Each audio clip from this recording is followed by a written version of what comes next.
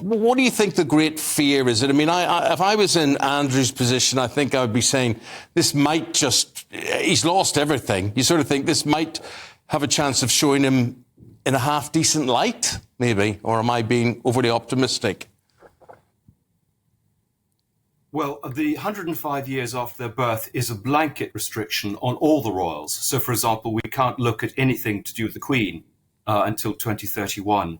But I agree, it's crazy. I actually approached him and offered to, interview some of his friends in order to help him shape the narrative. He refused to do that. And in fact, asked no one to talk to me for my book. So clearly the files are important. But we've also got other problems. The Department of Trade and the Foreign Office claim they cannot identify any papers relating to his time as trade envoy. And my feeling is this job was done not as a member of the royal family, but as a member of the government, in effect, promoting British trade. And there have been lots of questions raised, and more coming up in my research, about how far he was in some ways supporting his own interests rather than promoting British interests. There are a number of people on these trade delegations who, for example, lent him money, paid off debts, and I think we're entitled in a mature democracy to know how our public figures behave. Andrew, I'm not pointing any fingers at Prince Andrew here, but the technique that people like you need and use has to be essential. I'm watching a documentary on Sky Documentaries at the moment. It's a 6-parter on King Juan Carlos I of Spain, who was very fond of foreign business trips. And my goodness me, the Spanish public were completely in the dark as to the corruption that he was allowed to get away with. Yes, and I think it's very important for the trust in institutions that we do have this transparency. If there's nothing to hide, there should be no problem about this material being released. But, I can't say I blame him. It's a culture of secrecy in Whitehall and rules. So, for example, the royal family exempted from the Freedom of Information Act, and there is no real public interest test, and certainly from my experience, that will allow exemptions to be looked at and not used. So I think with the new reign, this is an opportunity to perhaps reset the way we deal with royal secrecy. We've had problems in the past, the royals even burning their papers. Queen Mum's papers were burnt by Princess Margaret. And this is our history, which is being destroyed. Yeah, but I mean, they're not like normal people. They write letters and things. I mean, I don't write letters to Isabel this afternoon. I mean, I'll send a text and it'll be deleted, or I'll change phones or whatever. But does this mean, Andrew, this is the end of any sort of book that you were planning to do, or are there different ways to skin a cat?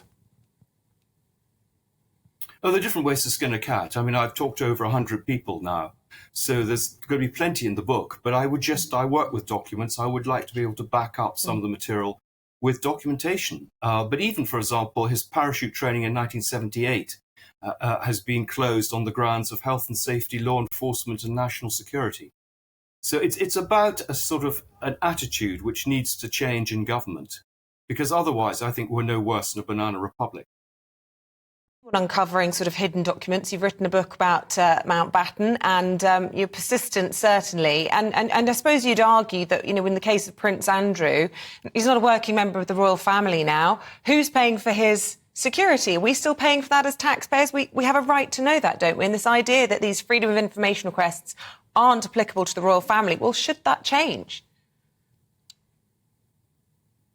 Well, I think that exemption should be looked at again. But yes, I mean, I think there are legitimate questions about his security. Of course, they will never either confirm or deny, even though we know that he has security. We just don't know who's paying for it.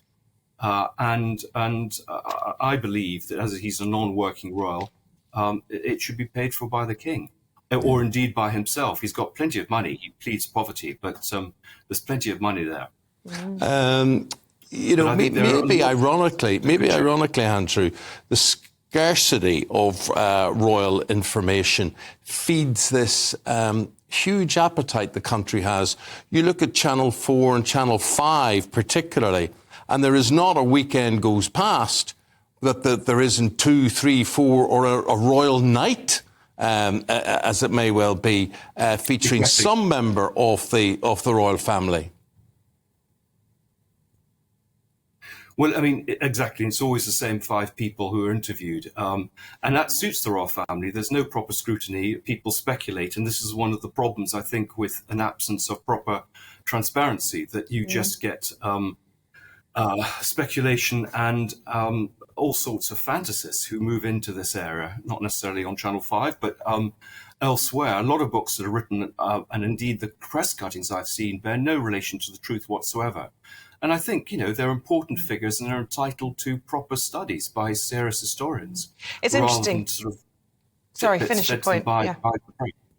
Yeah, and I was just going to say, on the one hand, you've got Prince Harry, who won't stop spilling the beans, and he's had all of his security taken away.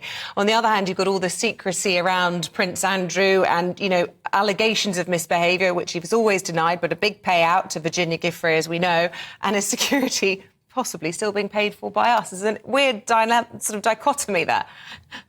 Well, also, I mean, Prince Harry can spill family secrets from a few months ago. And we've had, for example, the King collaborating with books with Jonathan Dimbleby. We have briefings from the palace, and yet we historians can't look at documents that are 100 years old. It's absurd. Yeah. Wow. So when should we expect to see the fruit of your labours? Well, it's taking a bit longer with these obstacles, but I hope sometime next year. So I hope that you may have me back and I may have something more to tell you. Let's do that. We'd love to have you in. Andrew, come to us first. That's a deal.